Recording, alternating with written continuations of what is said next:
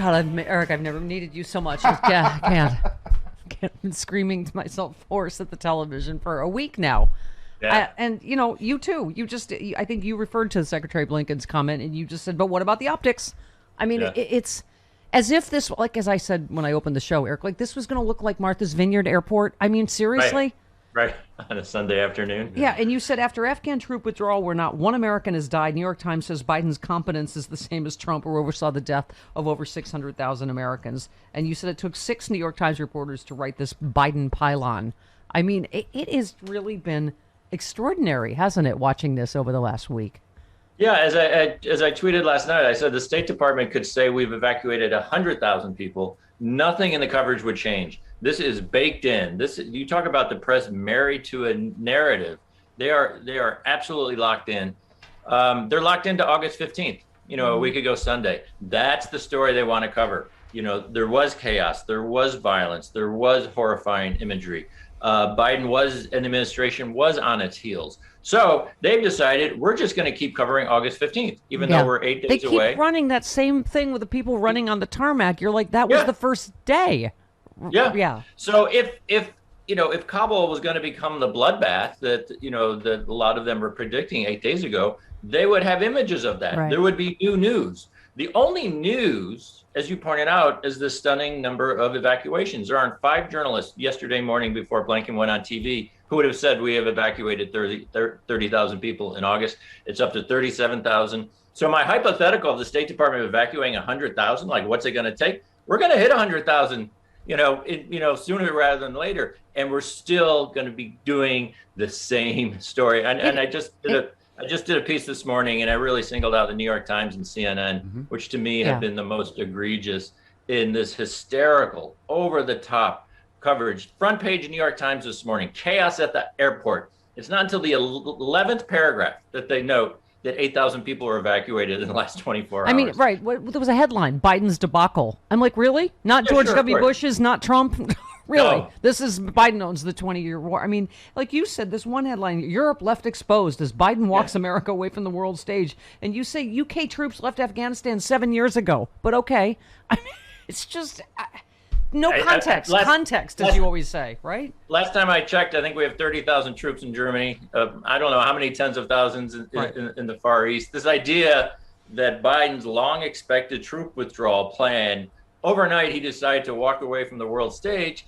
And I later tweeted to that piece, I said CNN really needs to pause, to pause and stop framing every single story as Biden fails. Another CNN piece yesterday was, the moral penalty or the moral obligation of walking away from abandoning your allies. The same day we just announced we're airlifting 8,000 people a day, CNN is pushing, the abandoning the allies. Look, and there's lots of reasons why. We've talked about it. Yeah. The press has been very open about how boring this Biden administration is. There's none of the gossip. There's none of the scandal. There's none of the circus that the Trump years delivered for them.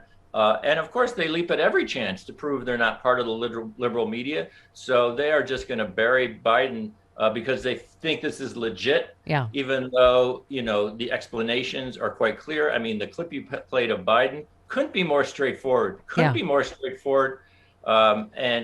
if you talk to, some of the military experts who aren't really allowed on TV because they want a certain storyline, this was all, none of this was shocking. The only shocking thing was the rate in which the Taliban reached Kabul. That's it.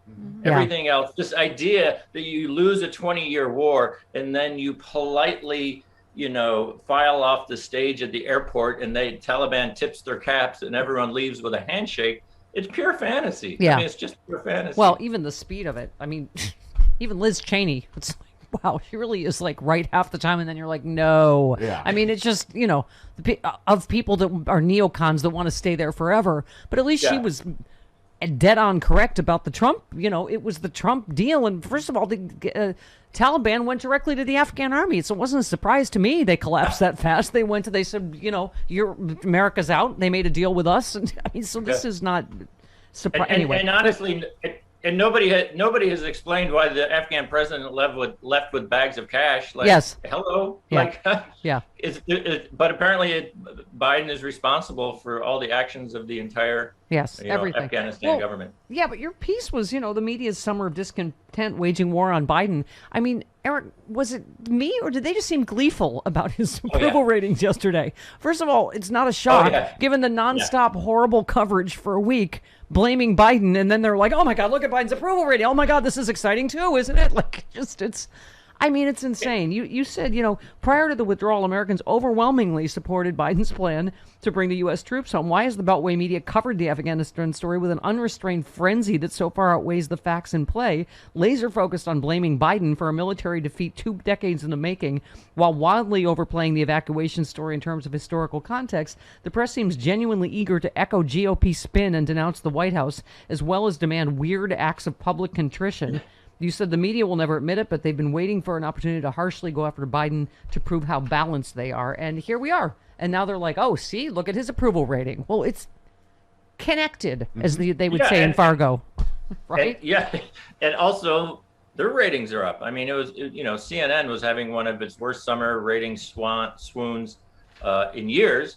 And so obviously the war is doing well. I'm not saying, ratings drives all their coverage. You'd be crazy to be in the news business and try to frame every day about ratings. But obviously this is a great story for them. And the other similarity, and I wrote about this today, the whole coverage to me has this very strong but her emails vibe. Yeah. Right? Yes. Just really grabbing onto that narrative, refusing to let any facts shake you, just echo Republican talking points, hammer a prominent Democrat in a weirdly personal way for a transgression that isn't that remarkable or controversial. It really does remind me of 2016 in a lot of ways. It's amazing how suddenly everybody's an Afghanistan expert, right? Everyone on Twitter, everyone on TV, like everyone knows how we could have done this better. And you shouldn't have Bahram Air Force Base. I mean, this is complicated stuff, and Very. But I mean, and again, that Biden quote was so good. I thought he did really well on Friday, even though the New York Times the next day did this really, Peter Baker takedown and how Trump is incompetent and lacks empathy. It's all about optics. So they create this controversy. They do the Groundhog Day. They still pretend it's August 15th. They create this controversy. They don't really, and again, this reminds me about her emails. The story doesn't really progress. And in fact, the facts don't really support it. So then they circle back to, the optics. Oh, the optics don't look good. Oh, the polling is bad. Oh, the polling and the optics. And that just sort of feeds them for another week. So they've created this self-sustaining news cycle. Oh my God, yesterday was planes are leaving with all the seats full, like we're on the Titanic and the boats are going out empty. I'm like, 60,000 people we've gotten out. And, it's okay. And by the way, could we just, why do they let them get away? This headline, Trump officials try to rewrite their Afghanistan history. Pence writes this op-ed, right? Biden broke our Taliban deal. I mean, okay.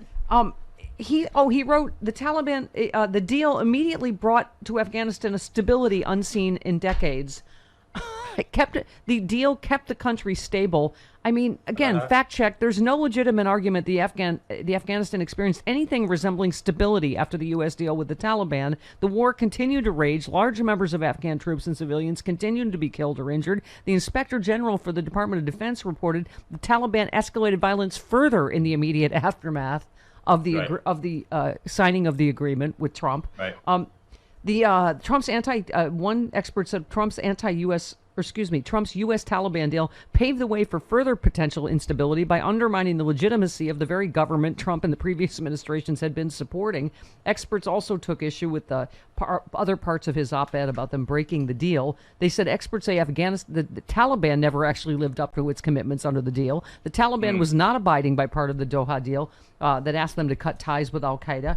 I mean, on and on. They don't ask any of this in any of these, interviews or mention any of this. And again, for people who follow this, the timeline is very clear. Trump completely locked out the Afghanistan government, negotiated directly with the Taliban, as you said, completely undercut the Afghan government for the last year. There was this deadline Biden came in, well, why didn't he just ignore it? Well, Trump's a dope. Why didn't he just ignore this deal? Because part of the deal was if he ignored it, the Taliban would then wage war on American troops. I mean, how do you have Nikki Haley on when she just tweeted to have our generals say they're depending on diplomacy of the Taliban? It's an unbelievable scenario. Negotiating with the Taliban is like dealing with the devil. Haley didn't mention Trump administration itself negotiated with the Taliban. She herself spoke favorably of those peace negotiations while serving in the administration. I mean, context, Eric. How do you let her? Okay, I can't. Okay, and then she gets invited. And then she gets invited on Face the Nation on Sunday. Yes. Yeah. To talk about Afghanistan because she's an expert. Oh, do we have that? Which one is that? 12. Which one? Cut 12. Oh, okay. Yes, please. Why not? I think everybody's wanting to go back and talk about Trump. The truth is, under 4 years of Trump, Afghanistan was safe. We made sure that we kept terrorism at bay and that we came from a strength of position. What's happened in 7 months of Biden is we've completely surrendered and we've humiliated ourselves in the eyes of the world. The thing is, there are times where you have to negotiate with the devil, but you negotiate with the devil from a point of strength. You don't do it from a point of weakness. Oh, I see. Is that the difference, Eric? Well, okay. So even Trump's own people said he signed a surrender agreement. This was Milley and what's his name? I can't even remember. Keep all the people straight. That his own people have said this was okay. And by the way, despite the Taliban's continued attacks and failure to follow through on areas of the agreement, the U.S. continued to withdraw troops from Afghanistan because he's the worst negotiator in the world. Okay. On January, days before Biden would be inaugurated, Trump's acting defense secretary announced U.S. forces had reached the lowest levels in the country since the beginning of the war. The Taliban didn't abide by any of it, and we just kept doing our part anyway because Donald Trump's a giant pussy. Oh, goodness gracious. Look, the bottom line is, with or without the Trump deal, Biden was going home. Like he lived through it for 8 years under Obama. He saw what was happening. He was committed to ending this, and he knew it was not going to be pretty. He didn't think Kabul would fall in 12 days. He was willing to pay a political price. I don't think he thought it would be this big a political price, but he made a decision, and it's a decision that Americans overwhelmingly approve of. The elite media and the military complex in D.C. is not happy about this. And so they're really grabbing onto process. This is a process story. Why didn't he know? As I tweeted the other day, this is the first time in American history military planners misjudged the battlefield. Yes, this is it's never happened. Unheard of in Western civilization. And again, not one shot fired at a U.S. troop so far. Playing it, playing the Kabul airport checkpoint story as if it's the D-Day invasion, day 12. Just complete lack of context. There's a story there. It's not good news for Biden administration. Everything else is just